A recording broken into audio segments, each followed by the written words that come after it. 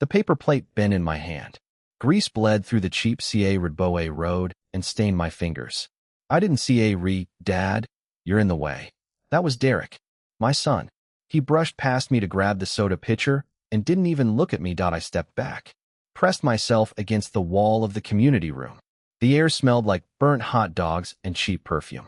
Streamers hung limp from the ceiling. Someone had taped a "Happy Birthday, Liam" banner to the wall, but one corner had already come unstuck and drooped like a tired eyelid. 30 people, all family, all here for my grandson's 7th birthday. I held my present under my arm wrapped in brown paper. No bow, no fancy ribbon, just a box I'd found in the GA Rage and some twine I'd saved from a RDWA restore run that my hands were shaking. I'd been shaking since I woke up that morning. Liam sat on the floor in the middle of the room, surrounded by wrapping paper. His little fingers tore through gifts like a machine. A video game, a remote control car, a new bike helmet. Each one got a scream of delight. "He's so happy," Brenda said. My daughter-in-law. She stood with her phone out, filming everything. "Look at that smile. That's a good smile." Mark laughed. My brother-in-law. He had a beer in one hand and his phone in the other. "Bet he's happier about the video game than the bike. Kids don't ride bikes anymore. Too much work." "He'll ride it," Brenda said. "He'll ride it once," Mark said. "Then it'll sit in the GA Rage next to the treadmill Brenda bought last year and used twice." Everyone laughed. I didn't. I watched Liam. He looked so small sitting there, so full of joy. I wanted to bottle that feeling and keep it forever. "All right, presents are almost done," Brenda announced. "Who's next?" Mark looked around the room. His eyes landed on me. "Bob's got a present." "Don't you, Bob?" I stepped four-way road. My boots were loud on the tile floor. I tried to walk softer, but the noise echoed. "Anyway, here, buddy," I said. I handed him the box. Liam looked up at me. His eyes were the same color as his mother's. Blue. Bright. Curious. "What is it?" he asked. "Open it and see." He tore the brown paper. He pulled out the wooden rocking horse I'd revet by hand. I'd spent 6 weeks on it. Pine. Sanded until it was smooth as glass. I'd painted the mane black and the saddle red. I'd varnished the whole thing 3 times. The rockers were curved just right, so it would glide without tipping. I'd tested it myself. I was 220 pounds, and it held me fine. Liam read at it. "Whoa," he said. "It's a horse." "Yep," I said. "You can rock on it. Put it in your room, or the living room, wherever you want." He touched the mane. He touched the saddle. He smiled. A real smile. "Cool. Thanks, Grandpa." I felt heat spread through my chest. That was the first time he'd called me Grandpa in months. Then Mark snorted. "A rocking horse," he said. "Are you serious, Bob?" I turned to look at him. He had that smirk on his face. The one he always had when he was about to tee or someone down. "It's handmade," I said. "It's a rocking horse," Mark repeated. He walked over and picked it up. He turned it in his hands like he was inspecting a piece of junk. "The rockers, uneven. Look at this. It'll tip over the first time he sits on it." "It won't tip," I said. "I tested it." "You tested it with what your old man weight kids, lighter. They move differently. This thing is dangerous." "It's not dangerous," I said. "It's solid. I revet every piece myself." I sanded it down. I put 3 coats of varnish on it. 3 coats of varnish doesn't make it good, Mark said. "It makes it shiny junk." Cindy snickered. Mark's wife. She covered her mouth with her hand, but everyone it, Mark. "Come on," Gloria said. My ex-wife. She gave me that pitying look she'd perfected over 3 decades. "It's a nice gesture." "A nice gesture," Mark said. "A nice gesture would be buying something the kid actually wants. Not some homemade monstrosity that's going to take up half his room and collect dust." "It goes in his room," I said. "By the window. So he can sit and read." "He can't read," Mark said. "He's 7. He plays video games. He watches YouTube. He doesn't read books sitting on a horse made by his grandpa who thinks it's still 1950. The room got quiet. Derek stepped four-way road. "Dad, it's a lot of work for something he's not going to use." "I put 6 weeks into this." I said. "6 weeks," Derek said. "You could have gone to Toys R Us. You could have spent $50. Instead, you wasted 6 weeks building something that looks like it came from a yard sale." "I wanted to make something special," I said. Something with meaning. Something he'd keep. Keep where? Brenda asked. Our APA rent is 800 SQA feet. We don't have room for a rocking horse. We rely have room for the couch. It's a small rocking horse, I said. I measured it to fit. Brenda laughed. It was RP and mean. You measured our APA rent. When did you measure our APA rent? You've been to our place 3 times in the past year. You don't even know what our furniture looks like. I came by in May, I said. You were at work. I asked Derek. You asked Derek, Brenda cut me off. You asked Derek if you could come measure our APA rent. Why would you do that without telling me? Because I wanted to surprise Liam. I said, surprise him with what? Something we don't have space for. Brenda shook her head. This is exactly what I'm talking about. You don't think. You just do things. And then we have to deal with the consequences.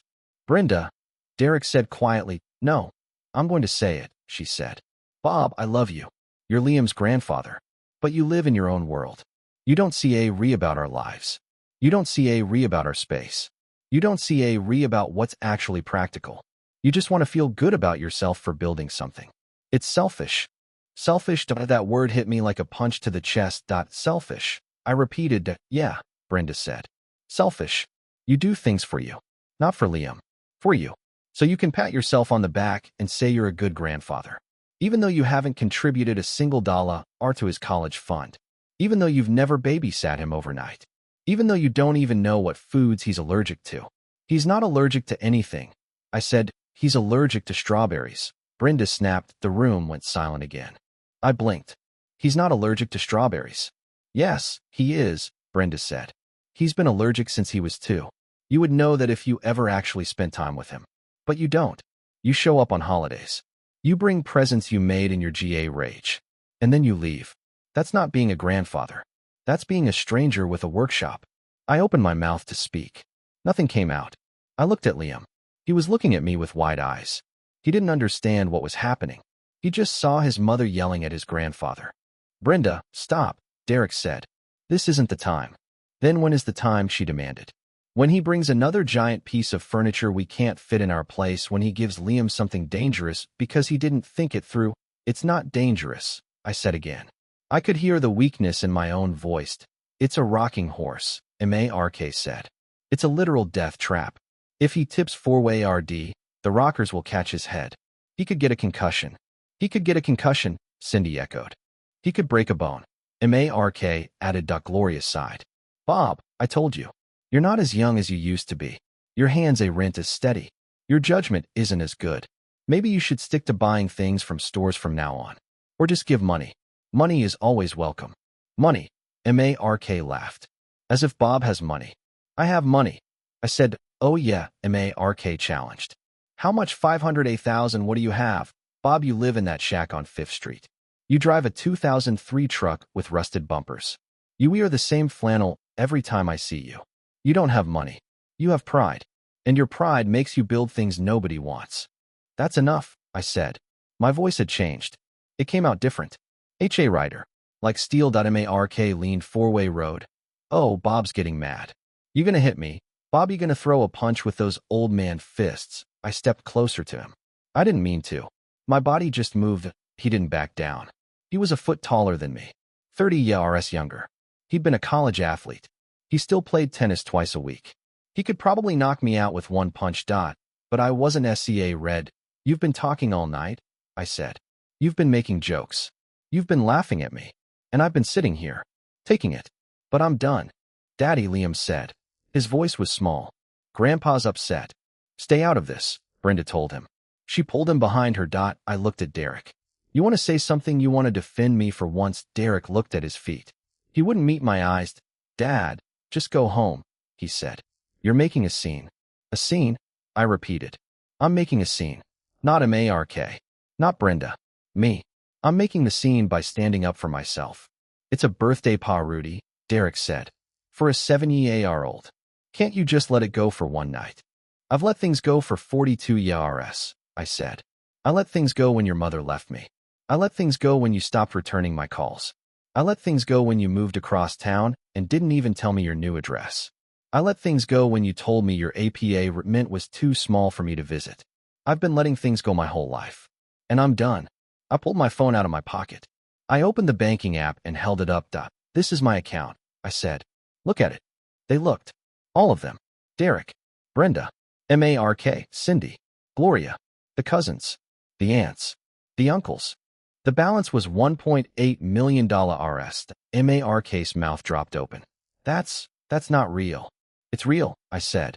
That's my retirement fund. And it's not even the biggest number I have. How? Gloria asked. Her voice was hollowed. Construction accident settlement, I said. 15 years ago. I didn't tell you because I knew what would happen. You'd want a piece of it. Everyone would. So I kept my mouth shut. I invested. I saved. And I bought this building. This building, Derek looked around the community room. The APA meant building. Yes, I said. I bought it 4 months ago. 30 units. The pool. The laundry room. The parking lot. It's all mine. And everyone in this room who lives here is my tenant. Bull, Mark said. You're lying. You don't own anything. I pulled up the property deed on my phone. I'd saved a photo of it. This is the legal document. It's registered with the county. My name is on it. Robert Prescott. Derek grabbed my phone from my hand. He read at the screen. His face went white. Oh my God, he said. It's real. Give that back, I said. He did, Dad. Derek root. His voice cracked. Dad, I didn't know. Why didn't you tell me? Because you didn't see I said. None of you read. You saw an old man with calloused hands and a cheap truck. You saw someone who wasn't worth your time. You all treated me like dirt. Like I was a burden. Like I was just something to be tolerated. Bob, we don't treat you like that. Gloria said. Yes, you do. I said. All of you. You look at me and you see a failure. You see someone who didn't go to college. Someone who wore a HRD hat for 40 years. Someone who makes things with his hands because that's all he knows. You see someone beneath you. But you're wrong. I've got more money than all of you combined. 15 million, Mark whispered. Is that what you just said? You have 15 million? I said 14, I said. But it doesn't matter. What matters is that I own this building. And I'm done being treated like nothing. Dad, Derek said. Please, don't do this. We're family. Family, I said. Family mocks each other. Family laughs at each other's gifts. Family lets their son call their grandfather a joke. That's your idea of family. I'll stop, Mark said. I'll stop, Bob. I'm sorry. I'll apologize. I don't want your apology, I said. I don't want anything from any of you. I came to this party because I wanted to see Liam. That's all. I didn't come to be humiliated. Grandpa, Liam said. He broke free from his mother and ran to me. He hugged my leg. Don't be sad, Grandpa. I looked down at him. My grandson. The only person in that room who didn't laugh at me. The only person who actually wanted my present. I'm not sad, buddy, I said. I'm just tired. Don't leave, he said. Please don't leave. I have to, I said. I have some things to take care of. What things? Things grown-ups deal with, I said. But I'll see you soon. Okay, I promise. He looked up at me with those bright blue eyes. You promise? I promise. I said that. I looked at Derek. You know what I promised him? A rocking horse. A horse I made with my own hands. And he loved it. He didn't see that it wasn't from a store. He didn't see that it wasn't fancy. He loved it because I made it. We love it too, Derek lied. We love it. We were just joking around. That's all. You weren't joking, I said. You were mocking me. There's a difference. I walked to the door. I stopped at the threshold and turned back. Rooting next month. Rent goes up by 30%. For everyone in this building. You'll get a notice in the mail. I'm not going to change my mind. And if you don't like it, there are 30 other units in this building. I'm sure some of them will be available soon. You can't, Mark said. That's illegal. I know my rights. Your rights are protected, I said. I can't evict you without cause. But I can raise the rent. And I will. Every year. Until you either pay or leave. You're making us homeless, Derek said. No, I said. I'm giving you a choice. You want to live here, pay the rent. You want to treat me like beige, move out. It's that simple. Brenda spoke up. Liam's school is here. His friends are here. You're going to uproot his whole life because we hurt your feelings. I'm going to teach my family a lesson, I said. Maybe you'll remember it. Maybe you won't. I don't see anymore. I walked out the door. The July heat hit me like a wall. I walked to my truck and got in. I didn't look back. I sat there for a long time. My hands were still shaking. But this time, it wasn't fear. It was adrenaline.ista root the engine. The old truck rumbled to life. I pulled out of the Power King lot and drove home. The rocking horse was still in the bed of the truck. I'd never even taken it inside. I looked at it through the REA review mirror. It was a good horse. I knew that. I'd made it with love. And someday, maybe, I'd give it to Liam. But not today. Today, I needed to be something else. Something I'd never been before. I needed to be the man who got respect. Even if it meant being the one nobody wanted to cross. I grew up in a house with a dirt floor. Not a metaphor. Actual dirt. We moved to the States when I was 4, and my father worked 3 jobs. He came home smelling like grease and sweat, and he'd sit at the kitchen table with his boots still on because taking them off meant admitting the day was over. I needed to work with my hands because that's what men did in my family. My father built our kitchen cabinets. He repaired the roof. He fixed the plumbing when it backed up and flooded the basement. He taught me that a man's value was in what he could do, not what he had. I married Gloria when I was 21. She was 19. We had Derek a year later. I worked construction 6 days a week, sometimes 7. I'd wake up at 4 in the morning, kiss her forehead while she was still asleep, and drive to whatever site had a job for me. I remember the first time I held Derek. He was so small in my arms. His fingers wrapped around my pinky and squeezed. That was the moment I decided I would give him everything. I would break my back for him. I would go hungry so he could eat. I would work until my knees gave out if it meant he had a better life than me. I bought my house on 5th Street when Derek was 2. It cost $42,000 RS. I paid cash. I'd been saving since before he was born. Every extra dollar went into a coffee can I kept in the closet. Gloria used to joke that I was hiding money from her. She wasn't wrong. I hid it from everyone. Not because I was greedy. Because I was SCA red of what would happen if I couldn't provide. SCA red of my family falling SCA red of being a failure. That I took Derek to his first baseball game. I taught him to ride a bike. I sat in the emergency room when he broke his arm falling from a tree. I paid for his braces. I paid for his first CAR. I co-signed his student loans even though I knew it would wreck my credit if he defaulted. He defaulted that it took me 7 years to rebuild my credit. I didn't tell him. I didn't want him to feel guilty. I just worked harder. I picked up extra shifts. I worked through holidays. I missed Christmases and birthdays and anniversary rise because the overtime pay was triple time and we needed the money. Gloria left me when Derek was 18. She said I was never home. She said I was my ride to my job. She said she wanted a man who would be present, not just a paycheck. She took half of everything. The savings. The retirement. The house was in my name, so she couldn't take that, but she took everything else.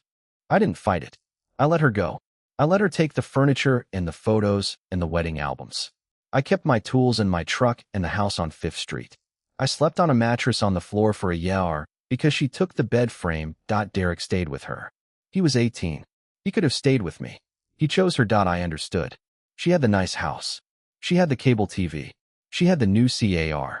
I had a mattress and a coffee can with a few $1,000s RS in it. I didn't blame him. He was a kid. Kids make dumb choices. But it hurt. It hurt in a way that never really healed. I saw him less and less after that. He came for Christmas the first year. He stayed for 3 hours. The next year, he stayed for 2.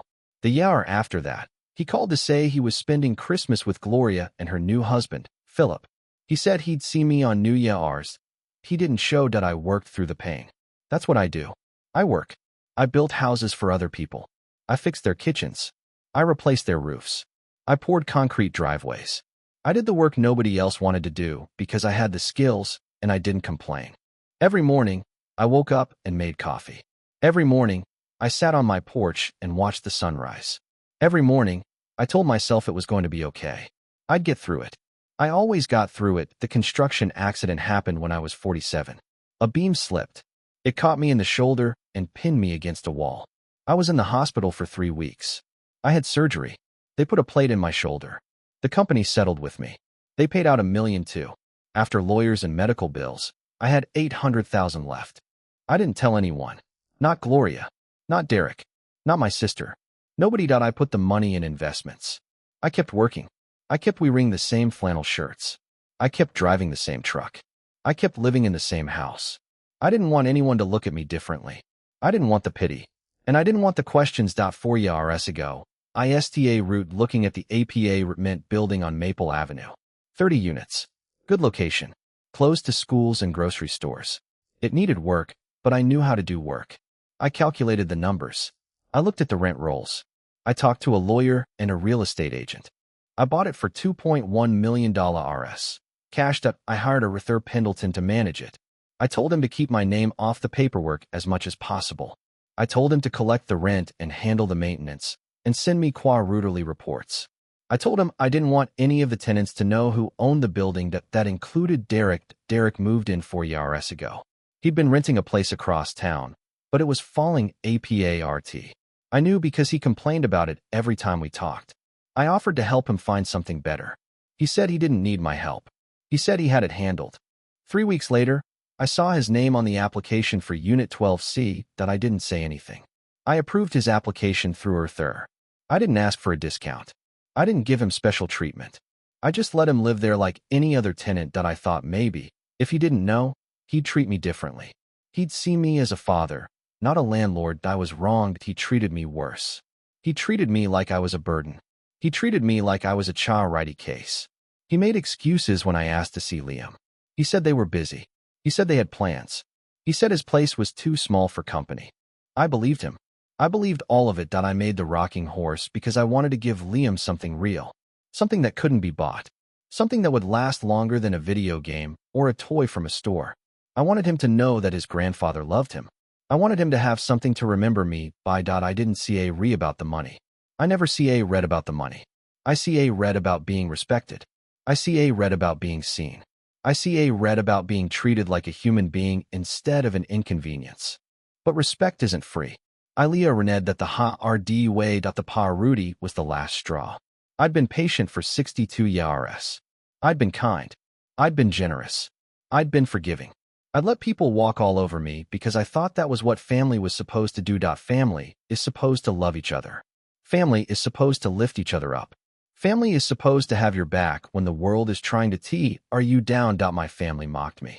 They laughed at my gift. They humiliated me in front of my grandson. They told me I was selfish and useless and a joke. I was done. I drove home that night with the rocking horse in the back of my truck. I took it into my GA rage. I set it down next to my workbench. I sat on the floor and looked at it for a long time. It was a good horse. I knew that. The rockers were perfectly balanced. The saddle was smooth. The mane was painted with CA. It was a beautiful thing. Liam had loved it. For 1 second, he had loved it. Then they took that away from him. They took that from both of us. That's what hurt the most. Not the mocking, not the laughter, not even the insults. It was that they took away a moment of joy and replaced it with shame. I couldn't forgive that. I wouldn't forgive that. I looked at the horse and I made a decision. I wasn't going to be the quiet old man anymore. I wasn't going to be the pushover. I wasn't going to let my family treat me like GA rebage and pretend it didn't bother me. I stood up. I walked inside. I called a Ruther Pendleton. Ruther, I said, I need you to renew leases for all the units in the building. Effective 30 days from today. 30% increase. Mr. Prescott, he said, that's going to cause a lot of pushback. I don't about pushback, I said. I about respect. And I'm about to get it. The next morning, I drove to the APA Mint building. I parked in the lot and walked past the units. I looked at the windows. I saw people moving inside. I heard music. I heard laughter. I heard a dog barking. Derek's unit was on the 3rd floor. I could see his window from the parking lot. The curtains were drawn. I could see the light on. I imagined him inside, getting ready for work. I imagined Brenda making breakfast. I imagined Liam eating cereal in front of the TV. I didn't go up. I didn't knock. I just stood there and looked at. Then I got back in my truck and drove to the RDWA store. I bought paint and brushes and a new RP. I went home and I painted my GA rage. I spent the whole day doing it. It was mindless, peaceful. The smell of paint filled the air, and I let myself think about nothing. The phone rang 3 times. I didn't answer it when the sun went down. I sat on my porch and watched the stars come out. The sky was clear. The air was cool. I could see the lights of the city in the distance. All those people living their lives. All those people with their own problems. I wondered if any of them were as lonely as I was. Then I pushed the thought away. Loneliness was a choice. I could be lonely, Or I could be strong. I chose strong. The next day, Derek called. Then Brenda. Then Gloria. Then Mark. The calls kept coming. I let them all go to voicemail. I listened to the messages that night. Derek said he was sorry. He said he didn't mean what he said. He said he just got caught up in the moment. He said he loved me, and he didn't want to lose me. Brenda said she was upset about the rent. She said they couldn't afford it. She said they'd have to move. She said Liam would have to change schools. She said it would ruin his life. She didn't say she was sorry. Not once. Gloria said she wanted to see me. She said she missed me. She said she had regrets about how things ended between us. She said she wished she'd stayed. I knew she was lying. She didn't miss me. She missed the money. She'd found out about the building from Mark, and now she wanted a piece of it. Mark didn't leave a voicemail. He sent a text. I don't know why. I deleted it without reading it. I put the phone down and went to bed. I dreamed about my father that night. He was standing in the kitchen of the house I grew up in. He was wearing his work boots. He was holding a hammer. He looked at me and smiled. Son, he said, you done good. I woke up crying. I hadn't cried in years. I sat up in bed and wiped my face. The TRS kept coming. I let them. There was nobody around to see. I thought about all the years I'd spent being invisible. All the birthdays I'd missed because I was working. All the holidays I'd spent alone. All the times Derek had chosen his mother over me. All the ways my family had made me feel like I didn't matter. I thought about Gloria leaving. I thought about the divorce. I thought about the day she cleaned out the bank account and left me with nothing but my tools and my truck and my house on 5th Street. I thought about the accident, the pain, the surgery, the months of rehabilitation, the loneliness of waking up in a hospital room with nobody beside me. I thought about all the things I'd given up, all the sacrifices, all the love I'd poured into a family that didn't appreciate it. And then I thought about the Pa Rudy. I thought about their faces when I told them I owned the building. I thought about the silence, the shock, the fear. I didn't enjoy it. I didn't enjoy making them SCA red. But I didn't regret it either. They needed to Leah RN. They needed to understand that you can't treat someone like nothing and expect them to keep giving you everything. I got out of bed. I made coffee. I sat on my porch. The sun was coming up over the roofs of the houses on 5th Street. The light was orange and warm. It felt good on my skin. I took a sip of my coffee. It was hot and bitter. I liked it that way. I thought about what I was going to do next. I wasn't sure. I made my point. The leases were going out. The rent was going up. My family was going to have to deal with it. But I also knew that I couldn't just be the angry old man forever. I had to figure out what came next. I had to figure out what kind of person I wanted to be. I thought about Liam. He was innocent in all of this.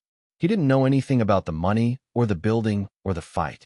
He just knew that his grandfather was upset and his parents were upset and nobody was happy. I wanted to make it right for him. I didn't know how, but I wanted to try it. I finished my coffee and went inside. I showered. I put on clean clothes. I went to my GA Rage and looked at the rocking horse. It was still beautiful. I picked it up. ICA ride it to my truck. I put it in the back and covered it with a TA RP. Then I drove to Derek's APA remit. I parked in the lot. I walked up to the 3rd floor. I knocked on the door. Brenda answered. She looked tired. Her eyes were red. She'd been crying. Bob, she said. Her voice was flat. What are you doing here? I came to see Liam. I said, he's at school. I know, I said. I'll wait. She read at me for a long moment. Then she stepped aside and let me in. The APA remit was small, cluttered, toys everywhere. I saw the rocking horse I'd made. They'd shoved it in the corner. Covered in a jacket. I walked over and picked up the jacket. I folded it and set it aside. I touched the horse. The wood was smooth under my fingers. Your son is in 5th grade, I said. He'll be leaving this school in 2 years anyway. It's not the end of the world. Brenda didn't say anything. I'm not going to make you move, I said. You can stay. The rent stays the same. She blinked. What? You heard me, I said. The rent stays the same. I'm not raising it for you or Derek or Liam. I'm raising it for Mark and Gloria and everyone else who laughed at me. But not you. Why?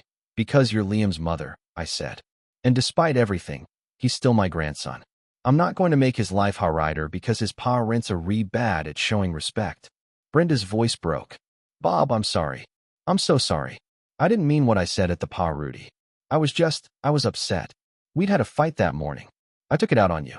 That wasn't fair. No, it wasn't, I said. But I understand being upset. I understand saying things you don't mean. I've done it plenty of times. I'm sorry about the horse too, she said. It's a beautiful horse. I was wrong. Mark was wrong. Everyone was wrong. I nodded. Thank you. She was still crying. She walked over and hugged me. I stood there stiff for a moment. Then I relaxed and hugged her back as she pulled away and wiped her eyes. Does this mean we're okay? I'm not sure what okay means, I said. But I'm not going to fight with you. I'm not going to fight with Derek. I'm too old for that. Does this mean you're forgiving us? I'm forgiving you, I said. But I'm not forgetting.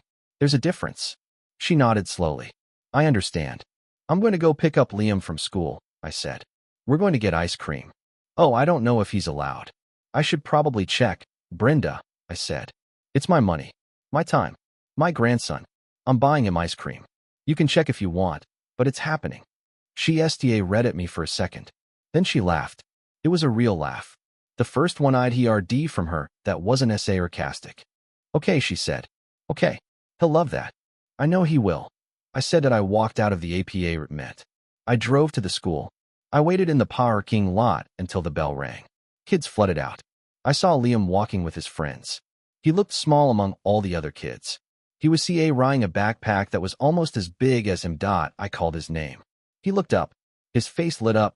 Grandpa. He ran to me. I picked him up and hugged him. Hey, buddy, I said. You want to get ice cream? Yeah. He shouted that I put him in the truck and drove to the Dairy Queen. We sat in the truck and ate ice cream.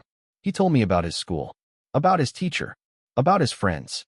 He talked for an hour without stopping. I listened. I listened to every word. I didn't interrupt. I didn't ask questions.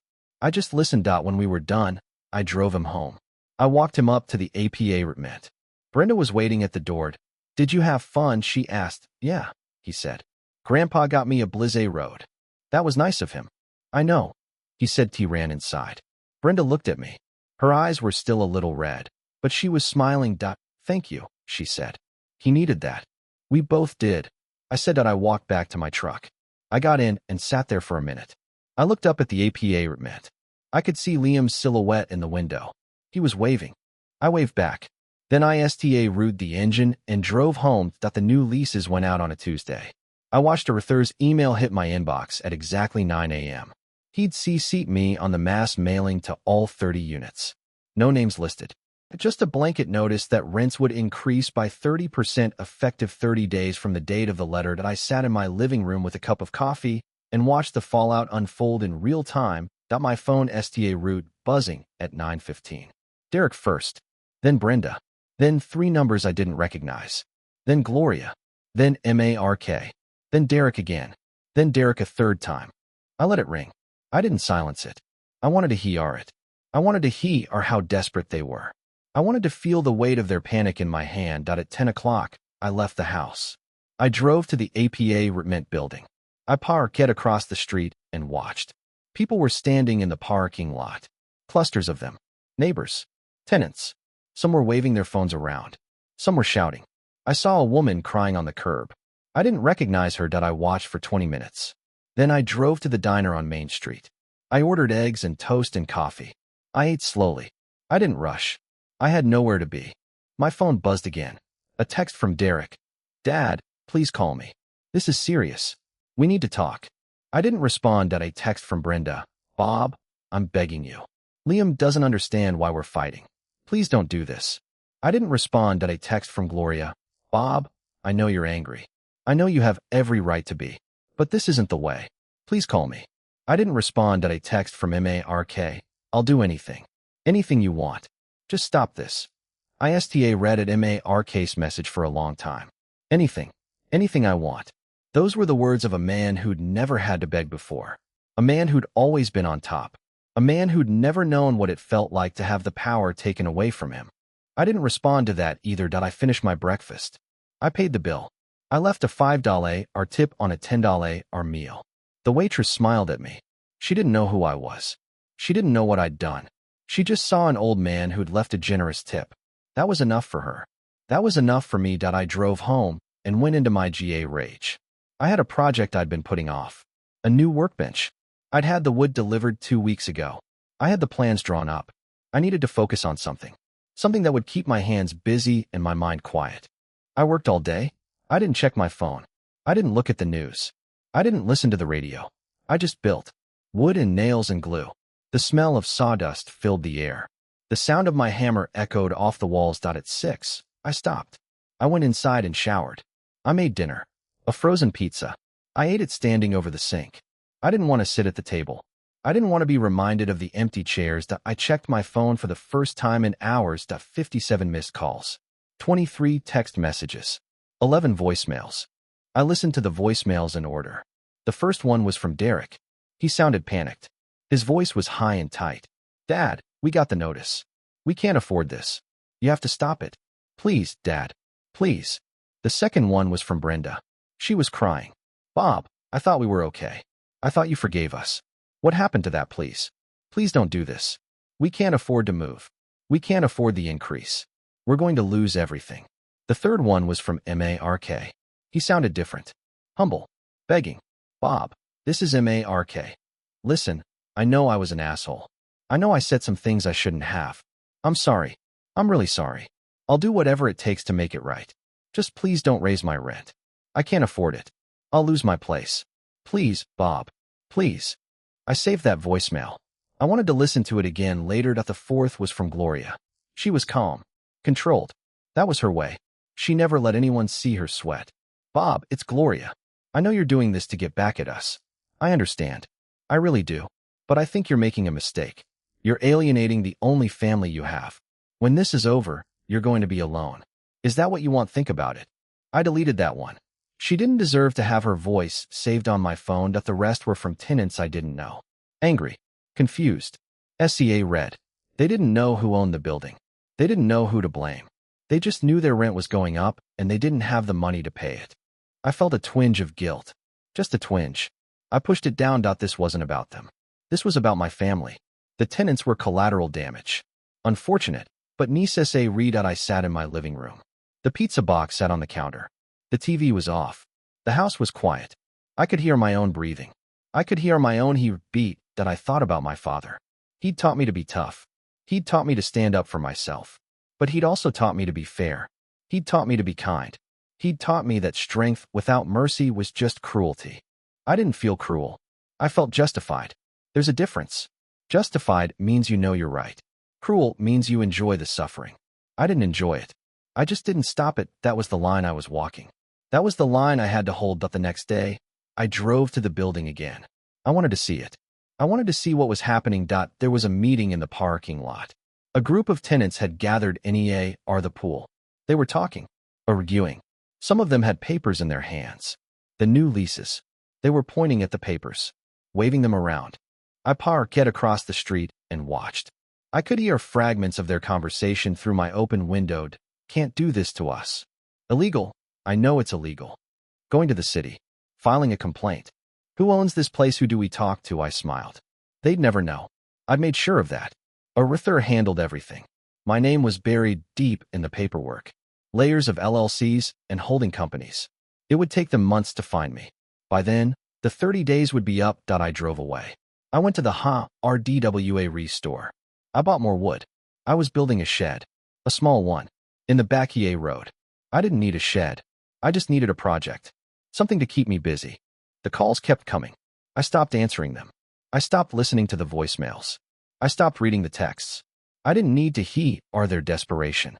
I already knew what it sounded like. On the third day, Derek showed up at my house. I was in my rage when I heard his truck pull into the driveway. I didn't stop working. I kept sanding the wood I was working on. "Dad," he said. His voice was strained. "Can we talk?" I kept sanding. "Dad, please. I'm begging you. Just talk to me." I stopped. I set down the sandpaper. I turned to look at him. He looked terrible. He'd lost weight. His shirt was untucked. His eyes were bloodshot. He looked like he hadn't slept in days. "What do you want?" I asked. "I want you to stop this," he said. "I want you to stop the rent increase. I want you to stop punishing us. I want my father back." "Your father is right here." I said. "No," he said. "The man standing in front of me isn't my father. My father was kind. My father was generous. My father read about his family. You don't read about anything except making us suffer." "That's not true," I said. Then prove it, he said. Stop the rent increase.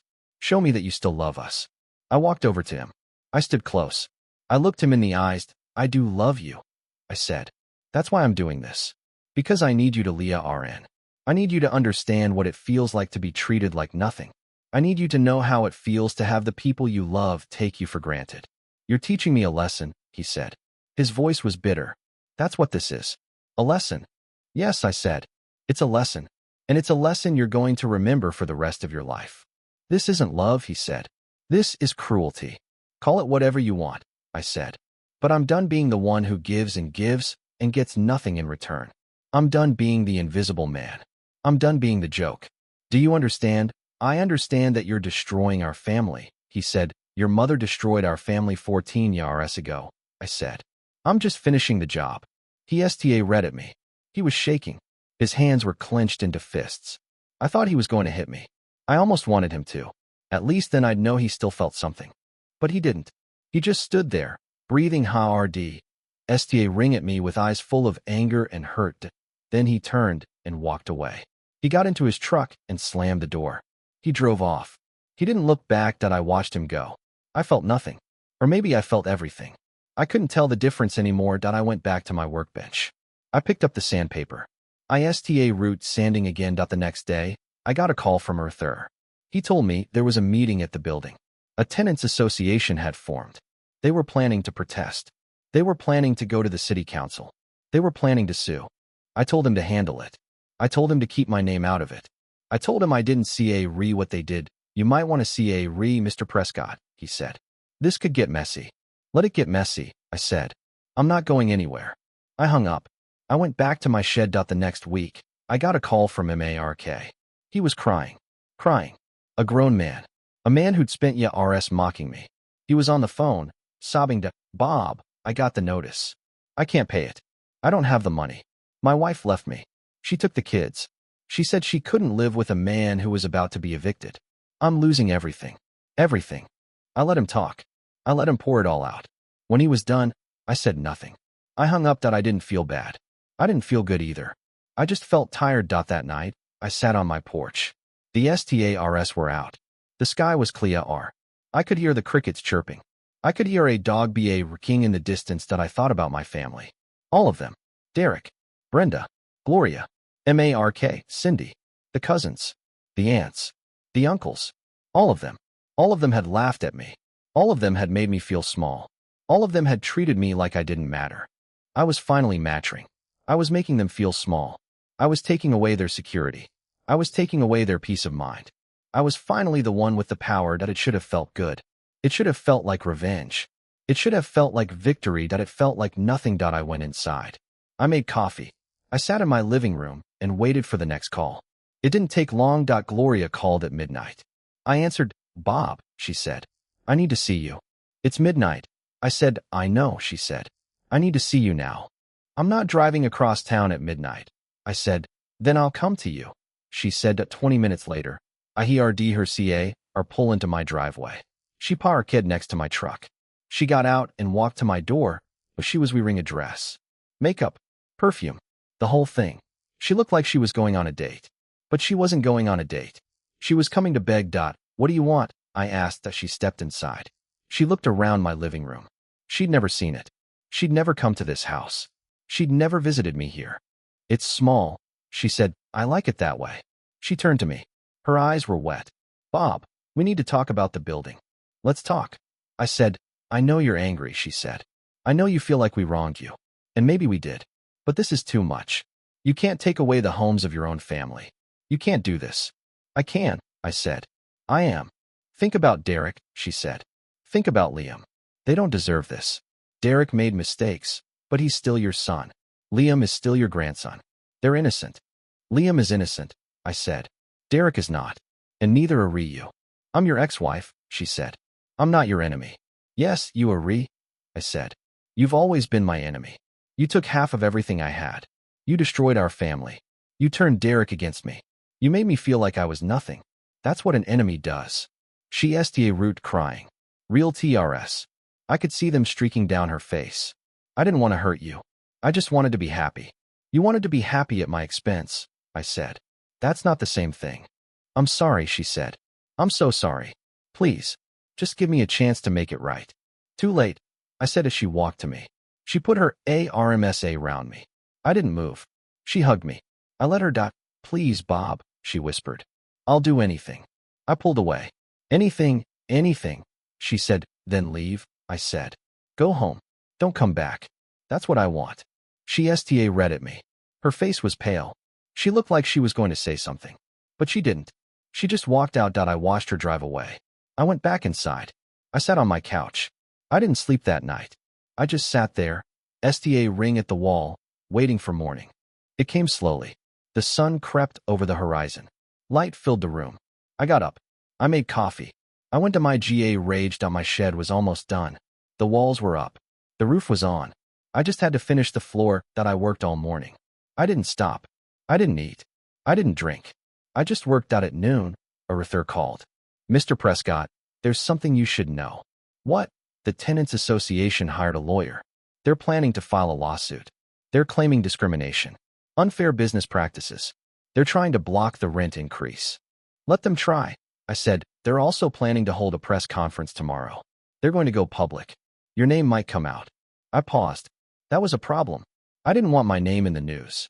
I didn't want the attention. Handle it, I said. Whatever it costs. Handle it. I'll try, Arthur said. But you might want to prepare yourself. This isn't going to go away quietly. I hung up. I looked at my shed. It was almost done. I could see the finish line. I walked over and picked up my hammer. Root nailing down the floorboard RDS. The next day, I didn't go to the building. I didn't read the news. I didn't answer the phone. I spent the day finishing my shed. I put the last nail in. I stood back and looked at it. It was perfect. Straight. Solid. Sturdy. I walked around it. I opened the door. I looked inside. It was empty. Just a shell. But it was a good shell. A strong shell. A shell that would hold whatever I put in it. It was exactly what I needed. At 6, I went inside. I showered. I made dinner. I sat on my porch and watched the sunset. Then I pulled out my phone. I had 42 new voicemails. I listened to the first one. It was from Derek. He was screaming, "Dad, I got sued. Someone is suing me. I don't know what to do. I'm going to lose everything. Please, Dad. I need you. Please. I'm begging you. I'll do whatever you want. Just help me." I listened to the whole message. I didn't skip ahead. Then I deleted it. I turned my phone off and went to bed. I didn't dream. I just slept. Deep into RK and silent. The next morning, I drove to the diner. I ordered the same thing. Eggs, toast, coffee. The waitress smiled at me. "You're becoming a regular R," she said. "I'm okay with that," I said. I ate slowly. I savored every bite. I had nowhere to be and nothing to do.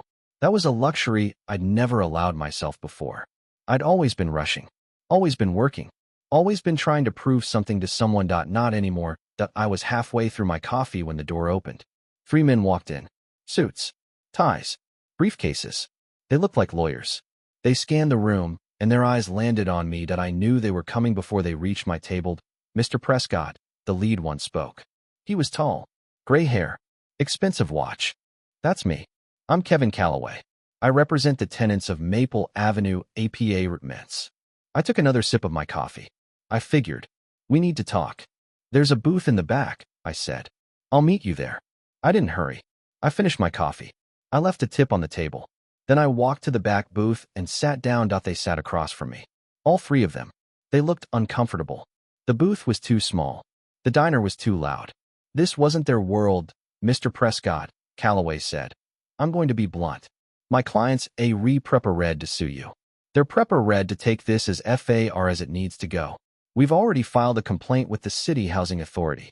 We have documents. We have witnesses. We have a case." "Okay," I said. "Okay," Calloway blinked. "That's all you have to say?" "I'm not a lawyer," I said. "I don't know what you want me to say. We want you to withdraw the rent increase. We want you to agree to a 5-year or freeze on rent. We want you to commit to maintaining the building to a certain standard road. If you do that, we're prepared to drop all legal action. And if I don't, then we'll see you in court," Calloway said. "And I have to warn you, Mr. Prescott. The court of public opinion is going to be much less sympathetic. Your name is going to be in the papers. Your face is going to be on the news. You're going to be portrayed as a greedy landlord who's trying to make a fortune off struggling families. Is that really what you want? I leaned back in the booth. I looked at each of them. They were trying to SCA me. They were trying to intimidate me. I'd been SCA read before. I'd been intimidated before. I'd been knocked down and broken and left for dead. I was still here. What you're describing, I said, is a nightmare for most people. I understand that. But I've been through worse. I've been through a divorce that took everything. I've been through a construction accident that almost killed me. I've been through my own son choosing his mother over me. I've been through all of that. And I'm still here. This isn't about your personal history, Calloway said. This is about the law. Then let the law decide, I said. I'm not SCA read of the law. Calloway opened his briefcase. He pulled out a stack of papers. These are the complaints. There are 47 of them. 47 documented issues with the building. Plumbing problems. Electrical problems. Pest control. The laundry room hasn't been maintained. The pool has been closed for months. This building is falling apart. I know, I said. I've been paying for the repairs. You haven't been doing a very good job. I'm not a repairman, I said. I hired a company. They handle the maintenance.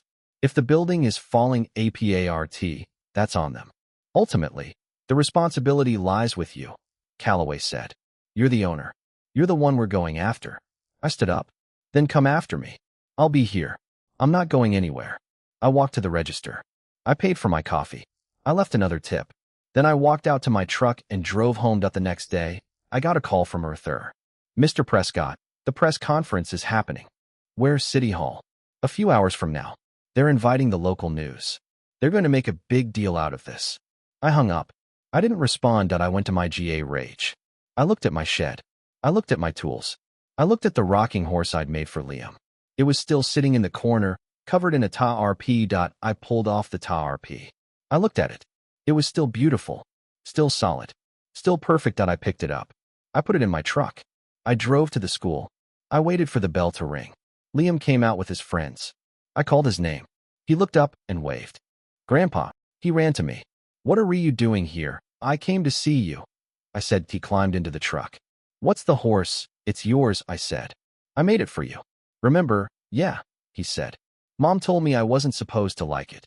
What do you think? He looked at it. He touched the mane. He touched the saddle. I like it, he said. It's COLOL. That's all that matters. I said. We drove to Dairy Queen. We got ice cream. We sat in the truck and talked. He told me about his teacher, about his friends, about a video game he'd been playing. He talked for an hour without stopping. I didn't interrupt. I didn't ask questions. I just listened. When we were done, I drove him back to school. He hugged me before he got out. I love you, Grandpa. Love you too, bud. I watched him run inside. I sat in my truck for a long time. I thought about what I was doing. I thought about the consequences. I thought about all the things I'd lose if I kept going. I thought about my father. I thought about what he'd say if he could see me now. I thought about whether he'd be proud or ashamed. I couldn't decide. I drove to City Hall. The press conference was happening. I parked across the street and watched. A crowd had gathered. Tenants. Tenants. Some of them held signs. Stop the greed. Fair rent now. We won't move. I watched them chant. I watched them shout. I watched them wave their signs in the air. The lawyers stepped up to the podium. Kevin Calloway. He adjusted his tie. He read his throat. He sta root talking. Unconscionable rent increase. 30%. 30% of people already struggling to make ends meet. 30% that will force families out of their homes. This is not just greedy. This is cruel. The cameras filmed him. The reporters wrote notes. The tenants cheered. Calloway continued. We have a simple demand. We want the owner of the building to come 4-way road. We want to know who's responsible. We want him to answer for what he's done. I sat in my truck. I watched my name being spoken in the DRK. I watched the crowd. I watched the reporters. I watched the whole thing. Then I opened my door and stepped out. I walked across the street. I walked through the crowd. The tenants root. They looked at me. They didn't know who I was. They just saw an old man in a flannel shirt. I walked to the podium. I stood next to Calloway. He turned to me. His eyes widened. Mr. Prescott. The reporters leaned 4-way road. The cameras zoomed in. The crowd went quiet. Mr. Prescott, Calloway said again. I have to ask you to step back. This isn't the time. This is exactly the time. I said that I turned to the crowd. I looked at all those faces. All those people who hated me. All those people who didn't know me. All those people who had no idea why I was doing what I was doing. My name is Robert Prescott, I said.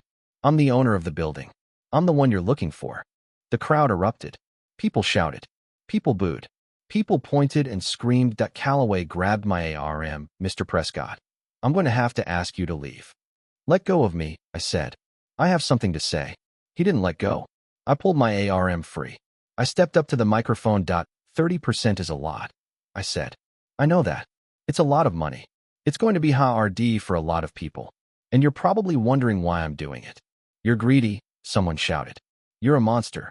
I'm not greedy, I said. I'm just tired. The crowd quieted. They didn't understand. I'm tired of being invisible, I said. I'm tired of being taken for granted. I'm tired of being the joke. I'm tired of being the person who gives and gets nothing in return. I scanned the crowd. I saw faces. I saw anger. I saw confusion. I saw curiosity. I bought this building to protect my future, I said. I bought it so I could have something to leave behind. I bought it because I didn't want to die poor and forgotten. I bought it so I could finally have some power in my life. But more than that, I bought it because I wanted to be respected. You don't get respect by taking people's homes, someone yelled. You don't get respect by letting people walk all over you, I said. I've been walked on for 62 years. I've been mocked. I've been humiliated. I've been treated like I was nothing. And I let it happen because I thought that was what family did. This isn't about family, Calloway said. This is about the law. This is about my family, I said. My family is the reason I'm standing here. My son, my ex-wife, my brother-in-law. They all live in this building. They all laughed at me at my grandson's birthday party. They all made me feel like a failure. I looked at the crowd. I felt the TRS building behind my eyes. I blinked them away. They mocked me for giving a gift I made with my own hands, I said. They mocked me for CA ring. They told me I was worthless. They told me I was a joke. And when I finally told them I owned the building, they didn't apologize. They didn't ask for forgiveness. They just begged for mercy. And I gave it. I told them the rent would stay the same. I told them they could stay. I didn't raise their rent. The crowd went silent. But I did raise yours, I said. I raised everyone else's. I raised the rent of people who had nothing to do with my family. And that was wrong. I paused. The air was thick. I could feel everyone holding their breath. I'm not going to do it, I said. I'm canceling the rent increase. I'm dropping it to 0. Everyone stays. Nobody moves. Nobody pays more than they're paying now. There was silence. Complete and total silence. Then someone sta root clapping. A tenant. A young woman in a green jacket. She was crying. She was smiling. She was clapping. The whole crowd exploded. People cheered. People hugged. People shouted. Calloway grabbed my ARM again. You're doing this to avoid legal action. Call it whatever you want, I said. I'm just done fighting. I walked away. I walked through the crowd. People patted my back. People thanked me. People shook my hand. I walked to my truck. I got in. I sta root the engine and drove home. The next morning, I got a call from Arthur. Mr. Prescott, the press conference is getting a lot of coverage. You're being called a hero. A man with a conscience. A man who did the right thing. I'm not a hero, I said. Maybe not, Arthur said. But you're not a villain either. And that's something. I hung up. I went to my GA rage. I looked at my shed. I looked at my tools. I looked at the empty space where the rocking horse used to be. I drove to Derek's APA remit. I parked in the lot. I walked up to the 3rd floor. I knocked on the door. Derek opened it. He looked tired. He looked confused. Dad, what are you doing here? I came to see you, I said. To come in. He stepped aside. I walked in. The APA remit was the same. Cluttered. Small. Full of toys. Brenda was in the kitchen. She looked at me. She didn't say anything. I canceled the rent increase, I said. All of it.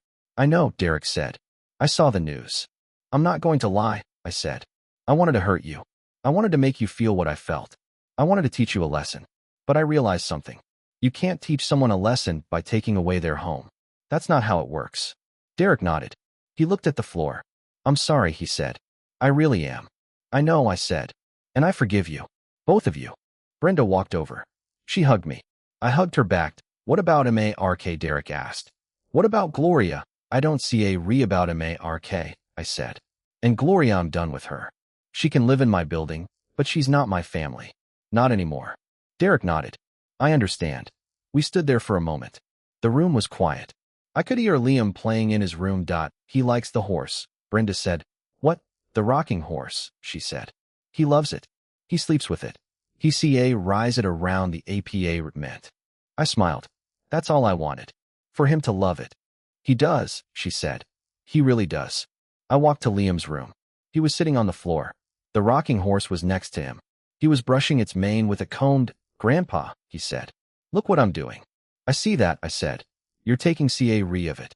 It's important, he said. You made it for me. I did, I said. And it's yours. Forever. He smiled. He went back to brushing the horse. I stood there for a long time. I watched him. He was happy. He was content. He didn't know anything about the building or the rent or the press conference. He just knew that his grandfather made him something beautiful. And that was enough.